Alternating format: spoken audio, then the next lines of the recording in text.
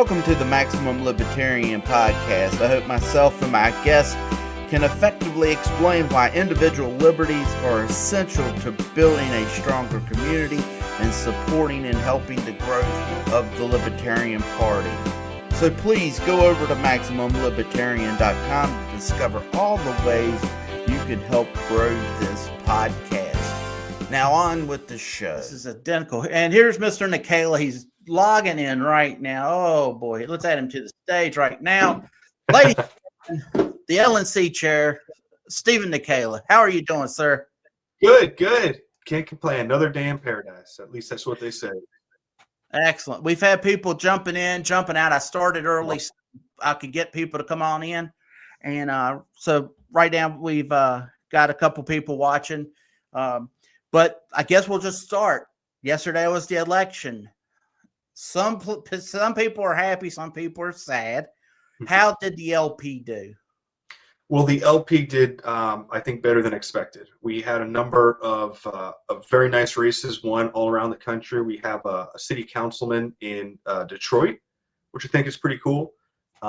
We won several mayoral races, city council races, and we're still trying to get it all tallied as news starts to spread as to who won what race and how we performed.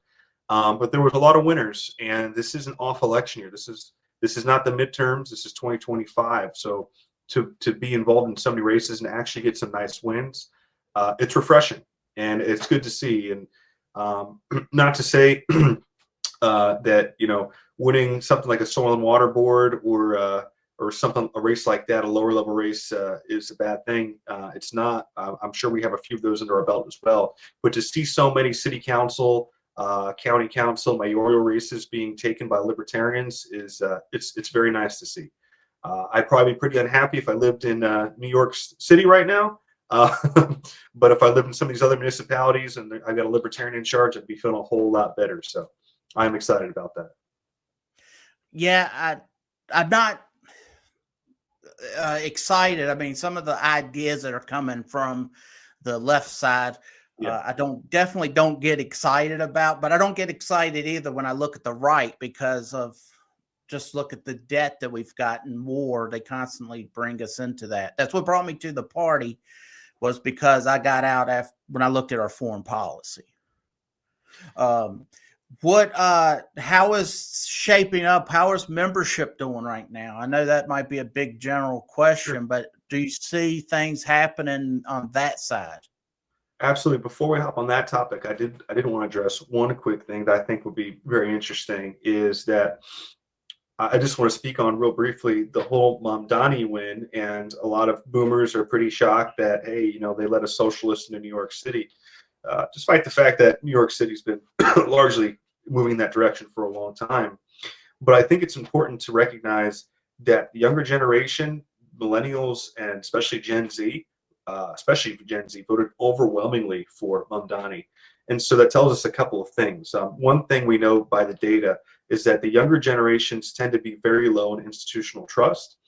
And just looking at our own data, libertarian voters also are very low in institutional trust.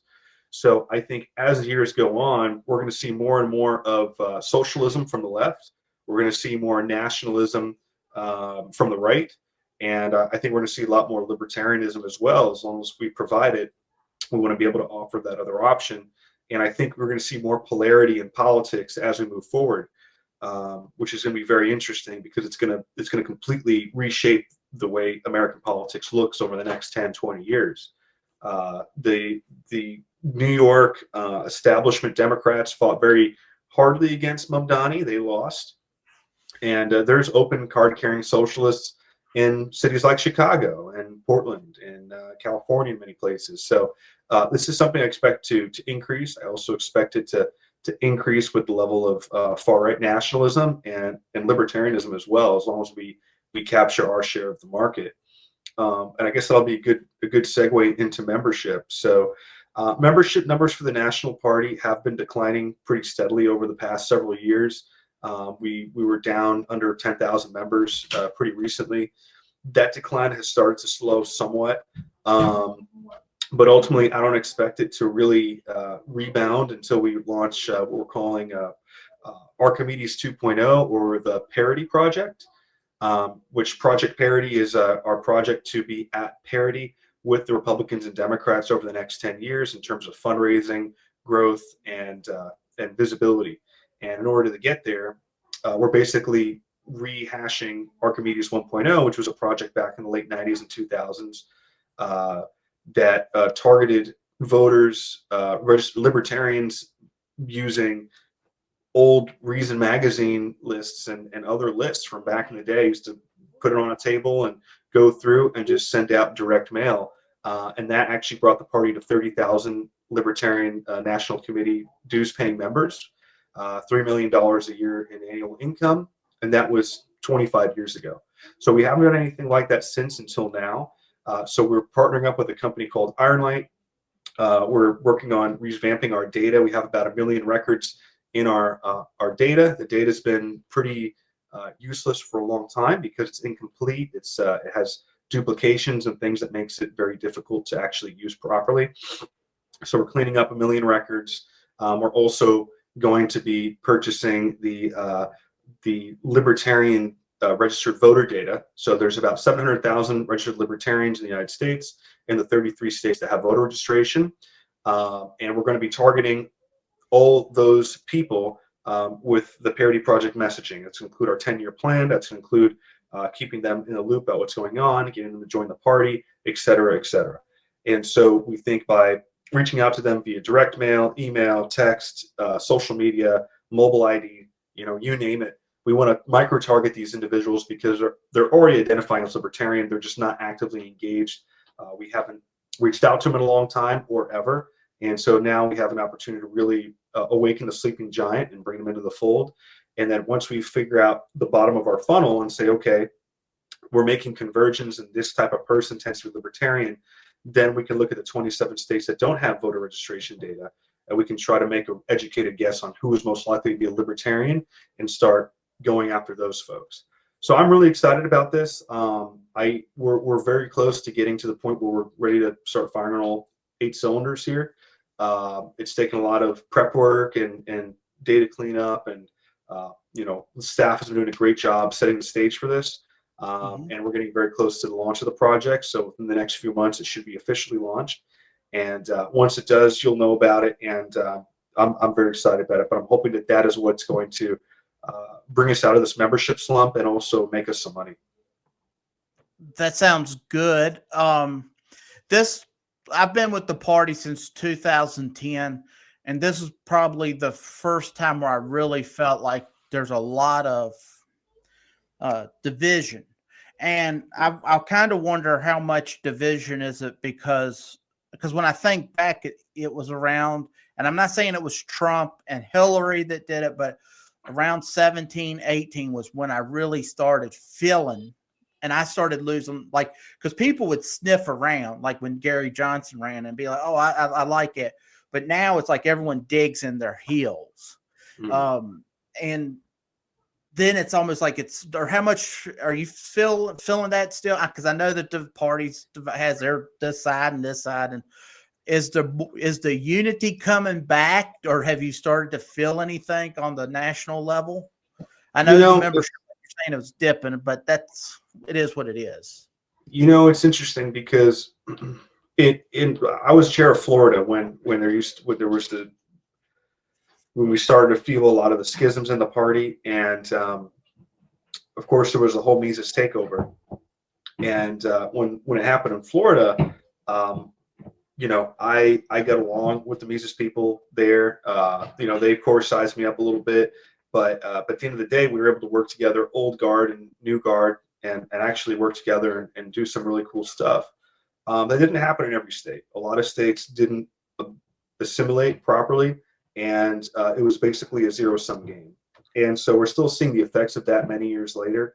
There's a lot of competing visions as to what the party should represent in terms of more, should we focus only on Austrian economics? Should we fight the culture war? Should we fight the culture war in this other direction, focus on civil liberties, LGBTQ issues, racial issues, etc.? And I think it's pretty it's really a microcosm of the greater societal woes on the culture war, and trying to figure out where we fit into it as libertarians. And in my opinion on that is, ultimately, personally, a lot of those things really don't matter. Um, when we're, what are we, $38 trillion in debt? We're about to fight a global war on three fronts.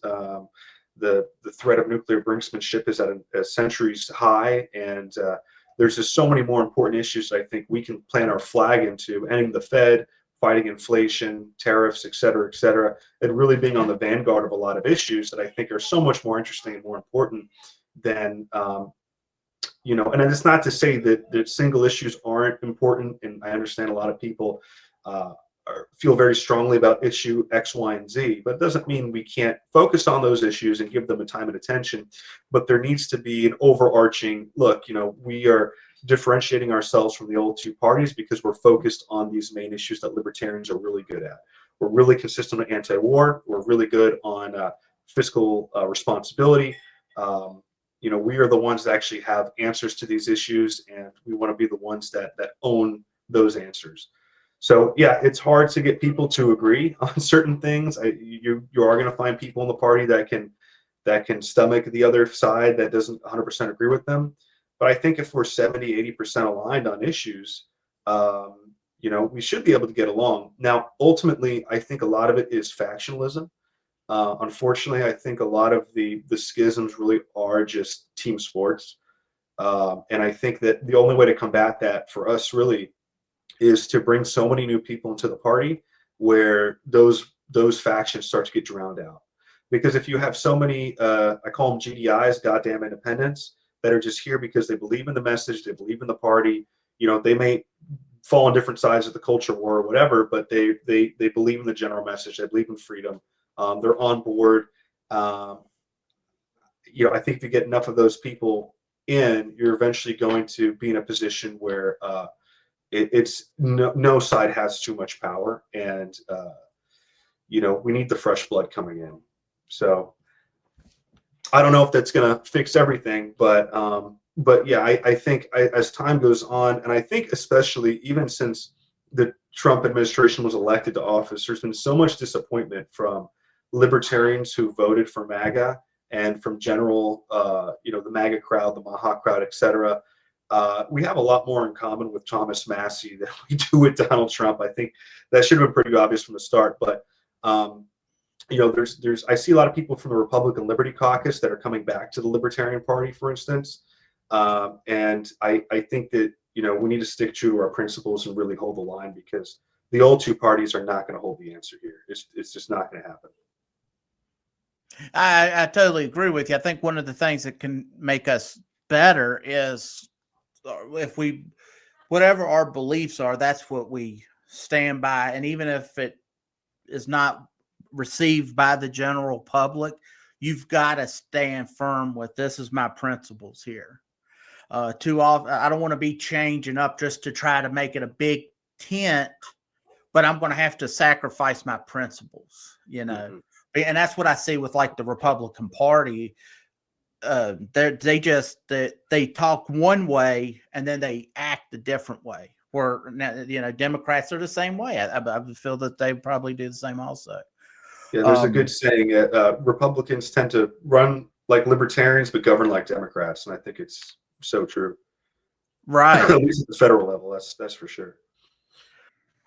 I might have to hop off here because my daughter's not feeling too good. So yeah, she's okay. So I'm gonna have to run, but I do apologize. But if you want me on later or next month, I'd be definitely. If we can, what I would like to do is maybe reschedule you for maybe in a month or two, and I'll send you an email and we'll do that. All right. All right, sounds good. Thank you for coming on and talking to us, and we will see you shortly. You have a good night. Thanks so much. Yep. All right, everybody. That was Steve Nekhaila. He answered a few questions. Obviously, you heard that. His family comes first. As always, family should always come first. So, kids, we're going to jump off. That's the end of the RVL meeting tonight. We return to in-person meeting December 10th at Corned Beef and Company, 7 p.m. And we will talk with Steve Nekhaila again. I'll set it up and all that good stuff. So please spread the word. As much as I feel like sometimes I'm up against the ropes, I feel like maybe I'm on the deck looking up at the lights, you know what I'm saying? But for any Democrat or Republican out there that may be hoping that I'll shut up shop and walk away, nope, the Roanoke Valley Libertarians will remain as long as I'm up and about. Now, other things may fall away. I don't know. But here in my backyard, we keep fighting. And I hope you think the same thing. Let's get together. Let's be positive and stay centered, my friends. Till next time, I'm Brian, the Roanoke Valley Libertarian Chair, and I will talk to you later. Good night.